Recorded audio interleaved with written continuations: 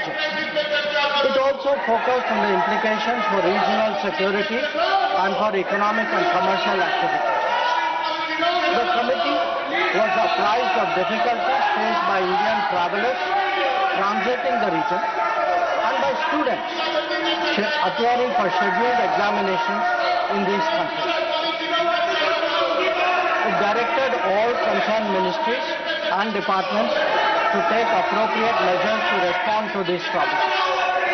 Honorable Prime Minister continues to closely monitor emerging developments, and relevant ministries are coordinating to ensure effective responses. Sir, the conflict has continued to intensify and the security situation in the region has deteriorated significantly. We have noted that, in fact, the conflict has spread to other nations with mounting destruction and deaths. Normal life and economic activities in the entire region are visibly affected and in some cases have come to a halt. We therefore reiterated our call on 3 March for dialogue and diplomacy and spoke up for an early end to the conflict. I am confident, Chairman Sir, that the House joins me in expressing our sorrow at the loss of lives.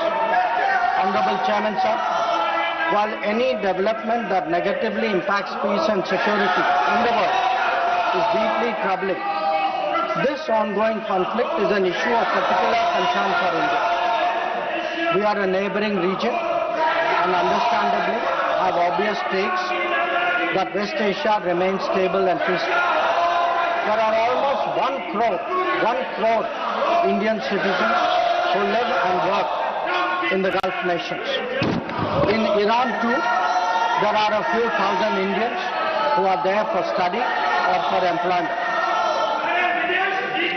The region is key to our energy security and includes many important suppliers of oil and gas. Chairman Sir, the Gulf is also a major trade partner, accounting for almost $200 billion annually. The House is also aware that in the last decade, there has been significant investments from the region into the Indian economy. Therefore, serious supply chain disruptions and climate of instability that we perceive are serious issues. Furthermore, these include attacks on merchant shipping, where Indian nationals often constitute a large proportion of the crews. We have sadly already lost 2 Indian mariners and 1 remains missing in such incidents. I know that the House joins me in condoling their deaths. Honorable Chairman Sir, Government has been assessing the situation in West Asia continuously since the 12-day war in June 2020. We noted the indications of growing tension and cautioned the Indian community in Iran accordingly. On 5 January 2026, Indian nationals were advised by the Ministry of External Affairs to avoid non-essential travel to Iran. Those already resident there were urged to register with the embassy, exercise due caution, and monitor the embassy website and social media handles. A second advisory was issued on 14 January, reiterating this advice to avoid travel in even stronger terms. The Directorate General of Shipping, Mumbai, in parallel, issued its own advisory on 14 January for Indian seafarers, asking them to follow embassy advisories and avoid unnecessary movements ashore. Recruitment and shipping companies were asked not to deploy or send Indian seafarers to Iran. Sir, reflecting our assessment of the evolving situation, the Indian Embassy in Tehran issued another advisory on 14 February, urging Indian nationals, including students, pilgrims, business persons and tourists, to leave Iran by all available means of transport, including commercial flights. They were asked to contact the embassy for any assistance and provided with 24/7 helplines. This was again reiterated in strong terms through another advisory on 23 February. Some heeded these advisories and have left the country. However, many others have disregarded them and remain in Iran. We are also in touch with our fishermen who operate out of Iran. This was the situation till 28 February 2020. Once the conflict commenced, the Indian Embassy has facilitated the relocation of several Indian students in Tehran to places outside Tehran. An advisory update with emergency contact helplines was issued on 3 March. Similarly, facilitation was extended to pilgrims for their internal movement. Indian nationals who were in Iran for business reasons were assisted to cross over to Armenia and return home. The embassy in Tehran remains fully operational, in fact, on the highest alert. They are totally committed to supporting the Indian community in this difficult moment and in assisting Indian nationals who may wish to cross international borders. Where seafarers are concerned, the Directorate General of Shipping, through an order of 2nd March, has constituted a quick response team for immediate response, coordination and support functions. This too will function on a 24/7 basis. Honorable Chairman, sir, I would like to inform the House through you that every Indian embassy in the region has similarly issued advisories.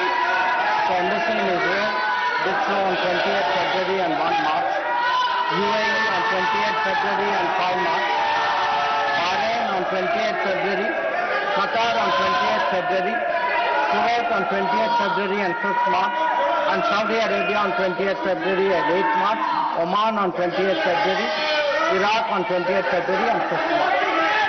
MEA has set up a dedicated special control room to monitor the situation and respond to queries from those. I will come back to let him complete his statement. Let him complete his statement. You are not allowing him to make the statement. That is not correct. Gargaji, that is not correct. I allowed you to speak. Let him complete the statement. I will come back to you. Let him complete the statement. Please. The MEA's latest update on this was issued on 7th of March. Honorable Chairman, sir, our diplomats have also worked hard to assist stranded transit passengers in hubs like Dubai, Doha and Abu Dhabi. They have facilitated international border crossings for Indian nationals, including from UAE to Oman and from Qatar, Kuwait and Bahrain to Saudi Arabia. Wherever there has been a partial opening of airspace, we have approved and undertaken commercial flights, including non-scheduled flights, to enable the return of Indian passengers. Our estimate is that as of yesterday, almost 67,000 of our nationals have done so. Sir, I also saw, today I was informed of a handout information put out by the Ministry of Civil Aviation, and this tells us of the efforts government is making. Yesterday there were 15 inbound flights operated by Indian carriers which arrived in India, on the 7th. On the 8th there were 49 flights and on the 9th there are 50 flights. So I want to assure the House that every effort is being made that those who are stuck in the region, those who are transit passengers who are there, those who need to come back urgently from this region, we are making every effort for them to do so. Chairman, sir, throughout this period, government maintained close contact with relevant countries. Honorable Prime Minister himself has spoken to the President of UAE, the Amir of Qatar, the Crown Prince of Saudi Arabia, the Crown Prince of Kuwait, the King of Bahrain, the Sultan of Oman, the King of Jordan, and the Prime Minister of Israel. In each case, we received assurances that the well-being of the Indian community would be a priority for the host government. I have similarly been in close touch with my counterparts in these countries. Insofar as the United States is concerned, we have maintained regular contacts through diplomatic channels. While attempts have been made, contacts with Iran at the leadership level are obviously difficult at this time. I have, however, spoken to Foreign Minister Arakchi on 28 February and 5 March 2026. We will continue these high-level conversations in the coming days.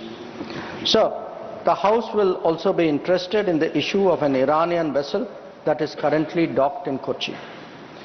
The Iranian side had requested permission on 28 February for 3 ships in the region to dock at our ports. This was accorded on 1 March. IRIS Lavan actually docked on 4th March in Kochi. The crew is currently in Indian naval facilities. We believe that this was the right thing to do, and the Iranian foreign minister has expressed his country's thanks for this humane gesture. Honorable Chairman, sir, in view of the implications of this conflict for our energy security, I also seek to address that particular concern. Government remains committed to ensuring that fully, taking into account availability, costs and risks of the energy markets. For us, the interests of the Indian consumer has and will always be the overriding priority. Where required, Indian diplomacy has supported the endeavors of our energy enterprises in this volatile situation. Honorable Chairman, sir, let me conclude by highlighting the 3 guiding factors of our approach. 1. India is in favor of peace and urges a return to dialogue and diplomacy. We advocate de-escalation, restraint and ensuring the safety of civilians. 2. The well-being and security of the Indian community in the region is our priority. We will continue to work with the governments of the region towards that end. And 3. Our national interest, including energy security and trade flows, will always be paramount. I am confident, sir, that the government has the full support of this august House on this matter. I thank you. Now, Honorable Leader of the House. आदरणीय सभापति जी, बहुत तफसील में विदेश मंत्री जी ने वर्तमान परिस्थिति मिडिल ईस्ट में उसके बारे में इन्होंने जो वक्तव्य दिया है और सरकार की मंशा और सरकार ने किस तरीके से इस क्राइसिस में अपने आप को आगे इन सारी चीज़ों को एड्रेस किया है, इसको बहुत तफसील से, बहुत डिटेल में माननीय मंत्री जी ने रखा है। जो ऑपोजिशन की तरफ से एनर्जी के बारे में भी प्रश्न था, उसका भी उन्होंने उस पर प्रकाश डाला है और बताया है कि सरकार किस तरीके से सारी चीज़ों पर सजग भी है, एक्टिव भी है, एड्रेस भी कर रही है और उन सभी समस्याओं के साथ आगे बढ़ करके भारत की जनता को और भारत की आवश्यकता को ध्यान में रख करके हम आगे बढ़ रहे हैं। बहुत दुख के साथ मुझे कहना पड़ रहा है कि विपक्ष का जो व्यवहार है वो बहुत ही गैर जिम्मेदाराना है, बहुत ही गैर